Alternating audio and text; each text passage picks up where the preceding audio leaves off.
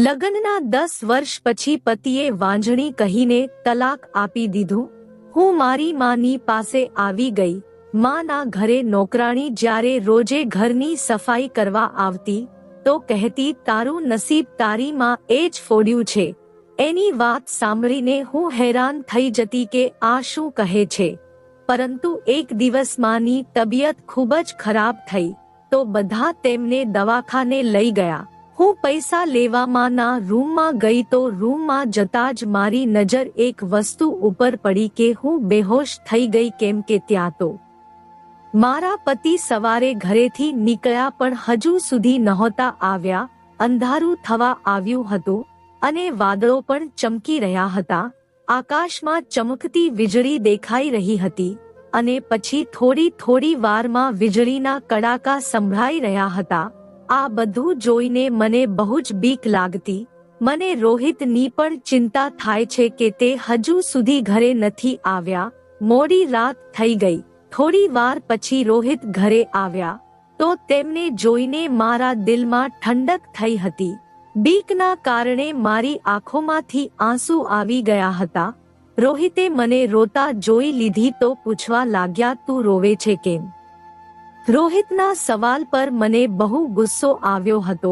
મેં કહ્યું, આટલી મોડી રાત થઈ ગઈ, મને તમારી ચિંતા થઈ રહી હતી અને ઉપરથી આ વરસાદ અને વીજળીનું કડાકા સાથે ચમકવું મારું દિલ મૂંઝાતું હતું। રોહિતે મારો હાથ પકડી લીધો અને કહ્યું, તું મારી આટલી બધી ચિંતા શું કામ કરું છું?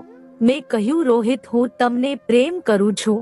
રોહિતે મારો હાથ પકડીને કહ્યું, પરંતુ મને તો તારાથી નફરત થઈ ગઈ છે। તે 10 વર્ષના લગ્નમાં મને આપ્યું જ શું છે? ઔલાદની ખ્વાહિશ મને અંદર ને અંદર ખાઈ રહી છે। પરંતુ આપણા લગ્નના કેટલા વર્ષ થઈ ગયા પણ તું મને એક ઔલાદ ના આપી શકી। લગ્નના આટલા વર્ષો સુધી મેં આ વિશે ક્યારેય તારી સાથે વાત ના કરી કે તારા દિલને ઠેસ વાગશે, પણ હવે બહુ થયું। ક્યાં સુધી હું ઔલાદ વગરનો રહીશ? એટલા માટે ના ચાહતા હોવા છતાં પણ હું તને તલાક આપવા માંગુ છું। તું ચાહે તો તારી માના ઘરે જઈ શકે છે। હું ત્યાં તલાકના પેપર મોકલાવી દઈશ। રોહિતની વાતો સાંભળીને હું હકબક થઈ ગઈ કે અચાનક રોહિતને શું થઈ ગયું। મારી આંખો આંસુથી ભરાઈ ગઈ હતી। મને રોહિતે એવા ગુનાની સજા સંભળાવી હતી જેમાં મારો કોઈ વાંક નહોતો। હું આખી રાત રડતી રહી અને જ્યારે સવાર થઈ તો મેં મારો અમુક જરૂરી સામાન પેક કર્યો અને કોઈને કાંઈ કીધા વગર મારા પિયરમાં જવા નીકળી ગઈ। પિયરમાં જતા જતા હું વિચારી રહી હતી કે જો મારી માને ખબર પડશે કે મારા પતિએ મને છોડી દીધી છે તો તેમની ઉપર શું વીતશે। આ બધું વિચારતા હું મારા પિયરમાં પહોંચી ગઈ હતી। સવારનો સમય હતો। મેં જોયું પપ્પા પેપર વાંચી રહ્યા હતા। મને જોઈને જ મારી પાસે આવ્યા અને પૂછવા લાગ્યા, શું થયું મમતા? તું આટલી વહેલી સવારે બધું બરાબર તો છે? મેં કહ્યું, ના પપ્પા, કશું પણ બરાબર નથી। રોહિતે મને છોડી દીધી છે। તેમને મારાથી તલાક લેવા માંગે છે। મારી વાત સાંભળીને પપ્પા ત્યાં જ પડી ગયા હતા। માં રસોડામાં હતી। પપ્પાનો પડવાનો અવાજ સાંભળીને તે દોડતા આવી। અમે જલ્દીથી તેમને દવાખાને લઈ ગયા। ડોક્ટર એ જણાવ્યું કે આમને હાર્ટ એટેકનો હુમલો આવ્યો છે। ડોક્ટરે અમુક દવાઓ આપી અને કહ્યું, આમનું ખૂબ જ ધ્યાન રાખવું પડશે। અમે દવાઓ લઈને પપ્પાને ઘરે લઈને આવી ગયા હતા। ઘરે આવ્યા પછી હું ખૂબ જ દુખી હતી કે મારા લીધે પપ્પાની તબિયત ખરાબ થઈ ગઈ। માં એ મારા ચહેરાને વાંચી લીધો હતો। તેમણે મારો હાથ પકડીને કહ્યું, મમતા, આ બધું ઉપરવાળાના હાથમાં છે। તું ચિંતા ના કર, આમાં તારો કોઈ વાંક નથી। તું તો પહેલેથી આટલી મોટી સજામાંથી પસાર થઈ રહી છે। માં એ સાંત્વના આપતા મને બહુ જ સમજાવી હતી। તે દિવસથી મેં અને માં એ પપ્પાની સેવા કરવામાં જી જાન લગાવી દીધી હતી। પણ હું જ્યારે એકલી હોતી ત્યારે હિબકીને રડતી। કે મારી સાથે આ શું થઈ ગયું? જે પતિ મને આટલો બધો પ્રેમ કરતા હતા, અચાનક તેમને મને છોડી દીધી. હા, હું માનું છું કે હું વાંજણી હતી, પણ તેમને એક વાર પણ આના વિશે બેસીને મારી સાથે વાત તો કરી હોત. મારા દિવસો એમ જ વીતી રહ્યા હતા. એક દિવસ હું મારા રૂમમાં બેસી હતી, ત્યારે અમારા ઘરની નોકરાણી મારા રૂમની સફાઈ કરવા આવી. હું તે વખતે રોઈ રહી હતી. તે મને રડતી જોઈને કહેવા લાગી, દીદી એક વાત કહું? મેં કહ્યું, હા, કે શું વાત છે? તેને કહ્યું, દીદી મને આજકાલના લોકોને જોઈને ખૂબ જ ચિંતા થાય છે કે તેઓ કેવી રીતે લોકોને બરબાદ થતા જોઈને ખુશ થાય છે. મેં ગભરાઈને પૂછ્યું, શું મતલબ છે તારો? એના પછી તેણે જે કહ્યું હું તો ચોંકી ગઈ. તેણે કહ્યું, દીદી તમારી આ હાલતની જિમ્મેદાર તમારી માં છે. તે તમને આ હાલતમાં જોઈને બહુ જ ખુશ થતી હશે. એની વાત ઉપર હું જલ્દીથી પલંગમાંથી ઉતરીને બેસી ગઈ. મેં ગભરાઈને કહ્યું, તું આ શું બોલે છે? તેણે કહ્યું, હું જે કંઈ પણ બોલું છું તે એકદમ સાચું છે. હમણાં જ તે મને કહી દે તે પહેલા જ અચાનક મારી માં રૂમમાં આવી ગઈ અને તે નોકરાણીને ગુસ્સામાં જોવા લાગી. માં એ કહ્યું, તું અહીંયા બેસીને વાતો કરું છું તો બાકી કામ કોણ કરશે? ઊભી થઈને જા અને કામ કર. નોકરાણીના ગયા પછી માં એ કીધું, મમતા નીલમ સાથે વધારે વાતો ના કર્યા કર. તે એક નંબરની જૂઠી અને મક્કાર સ્ત્રી છે. આ લોકોના ઘરે અધૂરી વાતો સંભળાવીને આજુબાજુમાં વાતો ફેલાવે છે. મેં કહ્યું, માં પણ નીલમ તો સ્વભાવથી એવી નથી લાગતી. ખબર નહીં મારી માને નીલમથી કઈ વાતની ચીડ હતી. એમણે કહ્યું, તું સ્વભાવને ના જો. સ્વભાવથી તો રોહિત પણ તને સારો જ લાગતો હતો ને? યાદ છે તું રોહિતના પ્રેમમાં કેવી પાગલ થઈ હતી કે મારી અને તારા પપ્પાની પણ વાત તે નહોતી સાંભળી, અને અમારા ઘણીવાર સમજાવ્યા પછી પણ તે તેની સાથે લગ્ન કરવા માટે અમને મનાવી જ લીધા. અને હવે જો એને તારી સાથે શું કર્યું? તારા પ્રેમનું એને માન રાખ્યું. ઓલાદ તો ઘણા લોકોને નથી હોતી, તો શું તે લોકો પોતાની પત્નીઓને છોડી દે છે? માની વાત સાંભળીને તો હું ધ્રુજી ગઈ હતી. પછી તે જોરથી દરવાજો બંધ કરીને બહાર જતી રહી હતી. માં એ મને મારા પહેલાના દિવસો યાદ કરાવી દીધા હતા, જેને હું ક્યારેય યાદ કરવા નહોતી માંગતી. મને તે જમાનો યાદ આવી ગયો હતો જ્યારે મને રોહિત સાથે મોહબ્બત થઈ હતી. હું અને રોહિત એક જ કોલેજમાં ભણતા હતા. એક દિવસ અચાનક ખૂબ જ વધારે વરસાદ પડ્યો અને પછી વાદળો ગરજવા લાગ્યા હતા. તો હું બહુ જ વધારે ડરી ગઈ હતી. કોલેજમાં બધા મારી મજાક ઉડાડવા લાગ્યા. ત્યારે આગળ વધીને રોહિતે મારો સાથ આપ્યો હતો. તે મારો ક્લાસમેટ હતો. તેણે કહ્યું, મારી નાની બહેન બિલકુલ તારા જેમ જ વાદળોના ગરજવાથી ડરે છે. અને પછી તે મારા મનને બહેલાવવા માટે એવી વાતો કરવા લાગ્યો કે હું વાદળોના ગરજવાથી બિલકુલ પણ ના ડરું. રોહિતે તે દિવસે મારો ખૂબ જ ખ્યાલ રાખ્યો અને હું તેના આ વર્તનથી બહુ જ ખુશ થઈ હતી કે કોઈ તો છે જે મને સમજી શકે છે. નકર બધા તો મારી મજાક ઉડાડવામાં લાગ્યા છે. પછી આમ અમારી દોસ્તી થઈ અને ધીમે ધીમે દોસ્તી પ્રેમમાં બદલાવવા લાગી. તે દિવસથી રોહિત મારો ખૂબ જ ખ્યાલ રાખવા લાગ્યો અને આમ સાથે ભણતા ભણતા અમારો અભ્યાસ પૂરો થયો. અભ્યાસ પૂરો થયા પછી મારા ઘરમાં મારા સંબંધની વાત થવા લાગી. પછી એક દૂરના સંબંધીના ઘરે મારા પપ્પાએ મારા લગ્ન નક્કી પણ કરી લીધા. પપ્પાનો ફેસલો સાંભળીને મારું દિલ ગભરાવવા લાગ્યું અને મેં તરત જ રોહિતને ફોન કરી દીધો અને મેં તેને કીધું કે પપ્પાએ મારા લગ્ન બીજે ક્યાંક નક્કી કરી દીધા છે, પરંતુ મારું દિલ બહુ જ ગભરાઈ રહ્યું છે. મને કંઈ સમજમાં નથી આવતું કે હું શું કરું. મારી આ વાત ઉપર રોહિત હસી પડ્યો અને કહેવા લાગ્યો, કેમ કે તું મને પ્રેમ કરું છું એટલા માટે તને કંઈ સમજમાં નથી આવતું, પરંતુ આ વાત તું કહી નથી શકતી. રોહિતે આ બધું કહેતા કહેતા મને પ્રપોઝ કરી દીધો.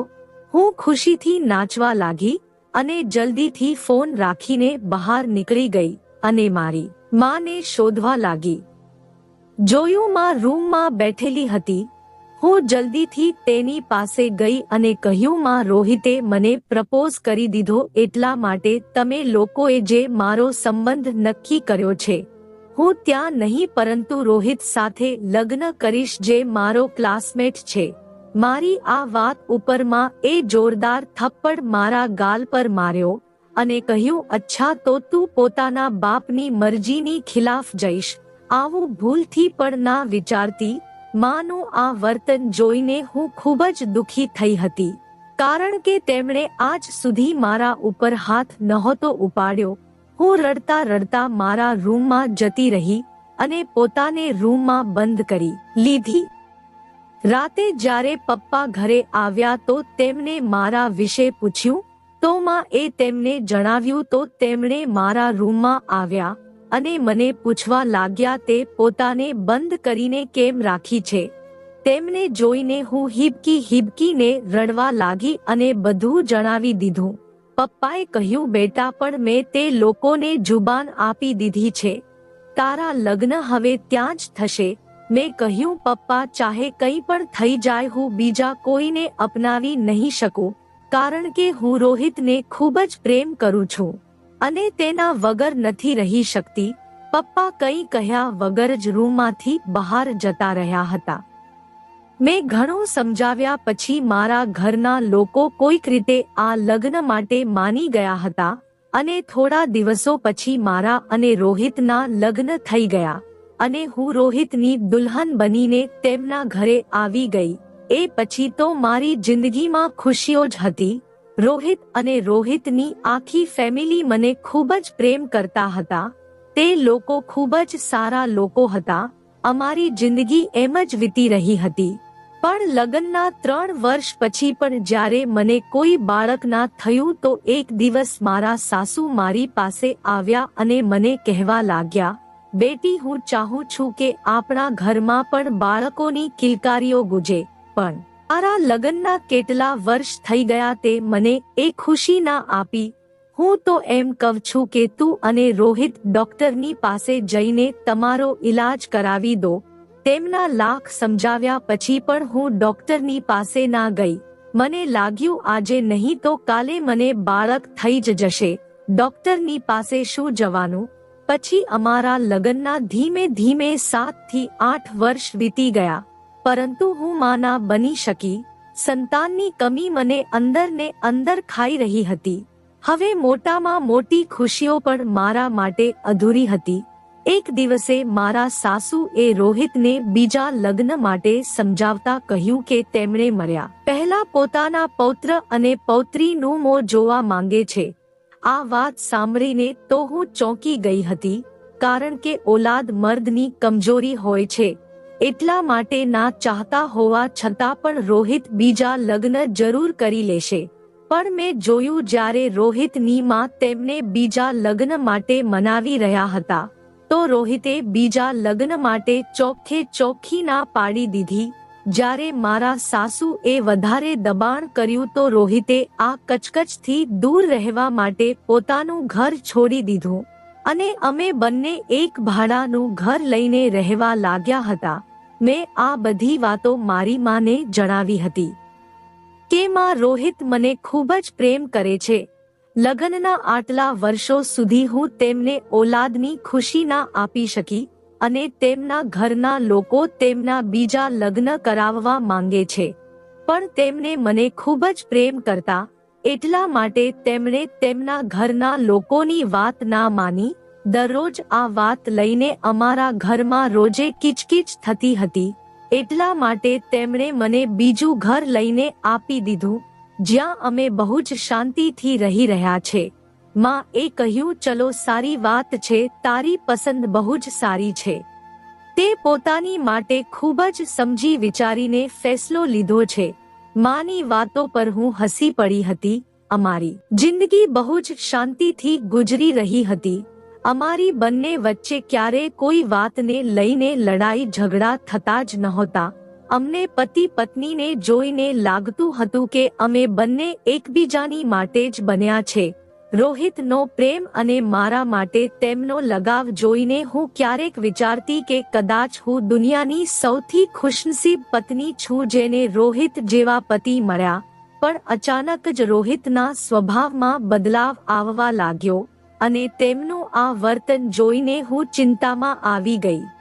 અને આખરે તેમણે મને બાળકોનો ટોન્ટ મારીને એક દિવસ મને ઘરમાંથી કાઢી જ મૂકી અને મને તલાક આપી દીધું. અરે કયા દિવસો મને યાદ આવી ગયા હતા તેને વિચારીને તો મારું માથું ફાટવા લાગ્યું. હું રૂમમાંથી બહાર નીકળી અને હાથ મોં ધોઈને સોફા ઉપર આવીને બેસી ગઈ હતી. હવે હું પહેલા જેવી મમતા નહોતી, જે નાની નાની વાતોમાં આસમાન માથે ઉપાડી લેતી હતી. હવે તો હું તલાક જેવો બોજ પણ સહન કરીને બેઠી હતી. મારો ઉદાસ ચહેરો જોઈને માં એ મારી તરફ ખૂબ જ ચિંતાથી જોયું હતું. પછી તેમણે મારા માટે ખાવાનું મૂક્યું અને અમે બધાએ મળીને ખાવાનું ખાધું. આગલા દિવસે ફરી અમારા ઘરની નોકરાણી આવી તો મને એકલી જોઈને તેને એ જ વાત ફરીથી રિપીટ કરી હતી. પરંતુ આજની વાત એની ખૂબ જ સખ્ત હતી. તેને કહ્યું, તમારી મમ્મી માં નથી પરંતુ ચૂડેલ છે, જેમણે તમારી સાથે આ બધું કર્યું અને તમે ઓલાદ વગરના રહી ગયા અને તમારા પતિએ તમને તલાક આપી દીધું. હજુ હું તેને કાંઈ પૂછતી એ પહેલા જ માં રૂમમાં આવી ગઈ અને નીલમને કહેવા લાગી, ચાલ વધારે કપડાં થઈ ગયા છે, જલ્દીથી જઈને ધોઈ લે. પણ એ દિવસે હું નીલમની વાતો સાંભળીને મૂંઝવણમાં હતી કે આખરે આ બધું શું છે. નીલમ વારે ઘડીએ મારી માને દોષી કેમ જણાવે છે? શું તે સાચું બોલી રહી છે? પરંતુ આવું કેવી રીતે થઈ શકે છે? મારી માં મારી સાથે આવું કેમ કરે? મારી માને મારી ખુશીથી કેમ બળતરા હશે? તે તો મને ખુશ જોવા માંગે છે. પણ મારા દિમાગમાં બહુ જ સવાલો એ જન્મ લઈ લીધો હતો કે જો મારી માં એ મારી સાથે આ બધું નથી કર્યું તો તે નીલમને મારા રૂમમાં કેમ નથી આવવા દેતી? જરૂર નીલમની પાસે મારી માનું કોઈ ગહન રહસ્ય હતું. મેં વિચારી લીધું હતું કે હું મારી માનું આ રહસ્ય જાણીને જ રહીશ, પણ તેના પહેલા કુદરતને બીજું કંઈ મંજૂર હતું. સવારે સૂઈને જ્યારે હું રૂમની બહાર નીકળી તો મને ખબર પડી કે માની તબિયત બહુ જ વધારે ખરાબ છે. તે નીચે પડીને સૂઈ ગઈ હતી. હું તેની પાસે ગઈ અને તેને પૂછ્યું, શું થયું માં, તારી તબિયત ઠીક નથી? તેણે કહ્યું, ના બેટા, હું બિલકુલ ઠીક નથી. મારા દિલ ઉપર બહુ જ બોજો છે. એવું લાગી રહ્યું છે કે કશું ખૂબ જ ખરાબ થવાનું છે. હજુ માં આજ કહેતી હતી કે અચાનક જ તે બેહોશ થઈ ગઈ. હું જલ્દીથી તેને દવાખાને લઈને ગઈ. ડોક્ટરે કહ્યું, આમને હાર્ટ એટેકનો હુમલો આવ્યો છે. આમના 3 વાલ્વ બંધ છે. એમનું જલ્દીથી ઓપરેશન કરવું પડશે. મેં ઓપરેશન ફોર્મ જલ્દીથી ભર્યું અને પૈસાની જરૂર હતી એટલા માટે હું પૈસા લેવા ઘરે આવી ગઈ. મારે માના રૂમમાંથી પૈસા લેવાના હતા. હું જલ્દીથી તેમના રૂમમાં ગઈ અને તેમની તિજોરી ખોલી તો તેમની તિજોરીમાં પૈસા પડ્યા હતા અને સાથે એક ડાયરી પણ હતી. મને યાદ આવ્યું કે માં એક ડાયરી લખતી હતી, પરંતુ હું જેવી જ તેમની પાસે જતી તો તે ડાયરી સંતાડી દેતી. આજે મારી માની તે ડાયરી મારા હાથમાં આવી ગઈ અને મજબૂર થઈને મેં તે ડાયરીને ખોલી તો પહેલા પેજ ઉપર જ લખ્યું હતું કે પંકજે મારી જિંદગી ખરાબ કરી દીધી. આ જોઈને તો હું વિચારમાં પડી ગઈ, કારણ કે મારી માં અને મારા પપ્પામાં તો ખૂબ જ પ્રેમ હતો. તો પછી માં એ આવું કેમ લખ્યું? કોઈને કોઈ ગડબડ તો જરૂર છે.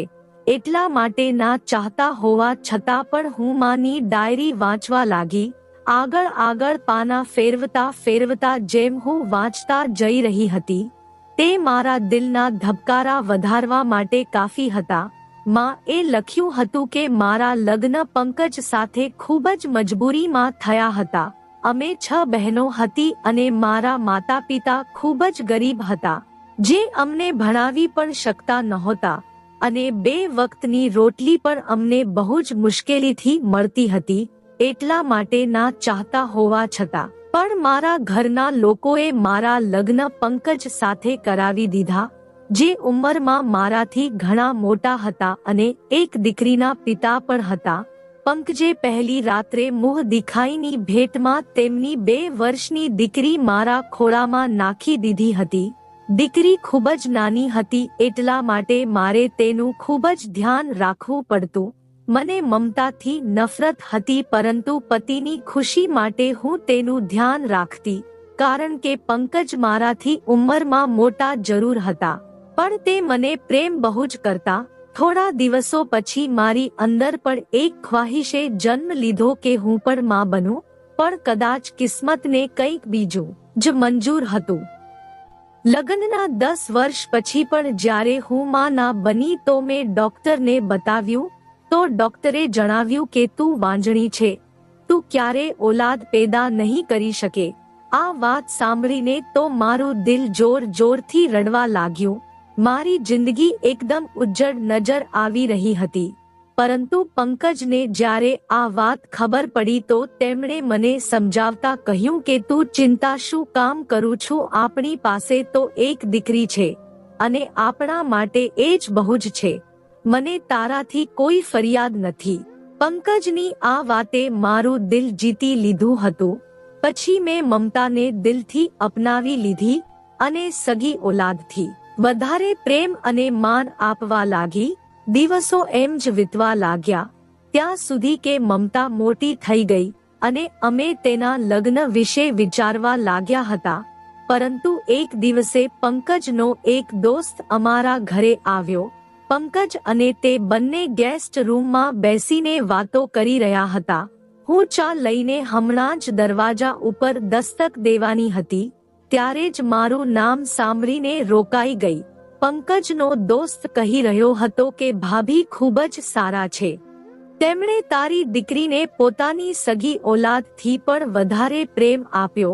તો પછી પંકજે કહ્યું, હા આવું જ કંઈ છે, પરંતુ આ બધામાં મારા પોતાના દિમાગે પણ બહુ જ કામ કર્યું છે.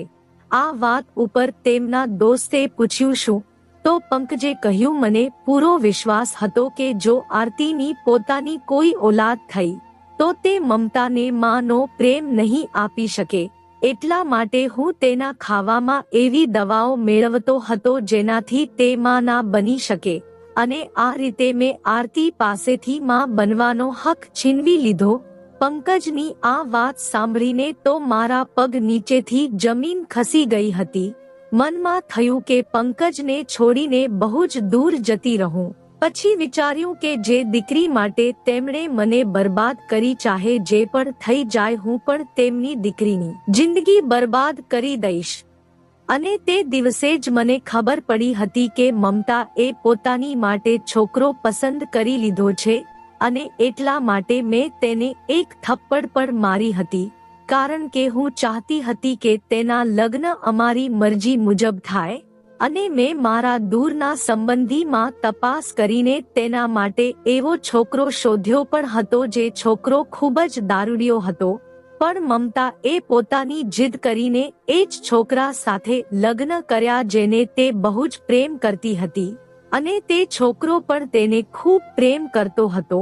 અને મારી બધી ઉમ્મીદ ઉપર પાણી ફરી વળ્યું, કારણ કે લગ્ન પછી સાંભળવા મળ્યું કે મમતા તેના ઘરમાં ખૂબ જ ખુશ છે. પરંતુ મેં એક યુક્તિ નીકાળી.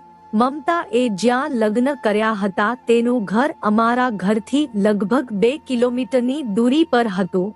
એટલા માટે જે નોકરાણી મમતાના ઘરે કામ કરતી હતી, મેં કોઈ રીતે તેને મારા ઘરે બોલાવી લીધી અને તેને ખૂબ જ વધારે પૈસા આપ્યા, અને નોકરાણીની મદદથી મેં એ જ ગોળી મમતાના ખાવામાં મેળવવાનું કહ્યું, જેથી મમતા ક્યારેય માં ના બની શકે.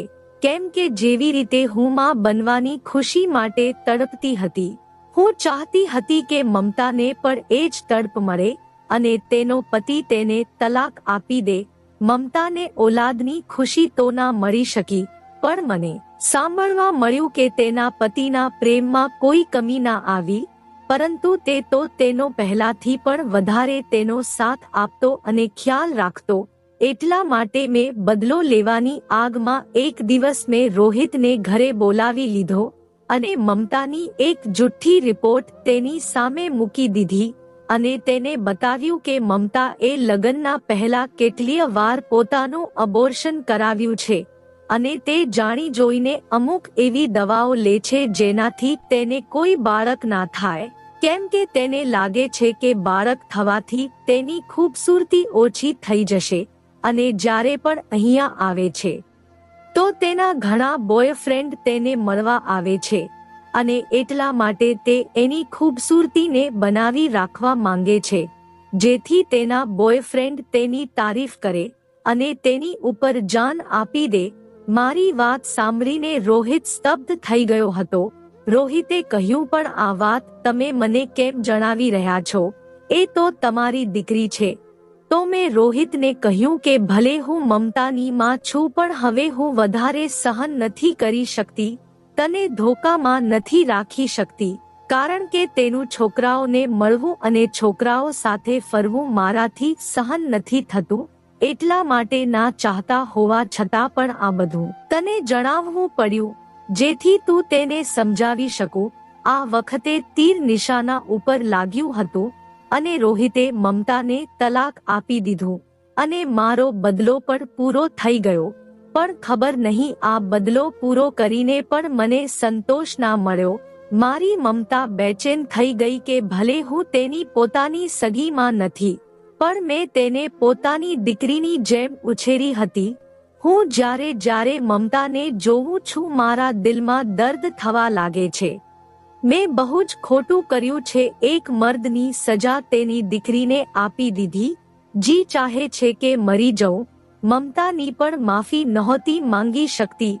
આગળ જોયું તો ડાયરી ખાલી હતી.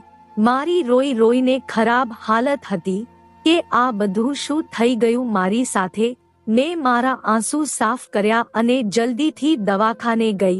દવાખાને જતા જ મને ખબર પડી કે માં આ દુનિયામાંથી જતી રહી.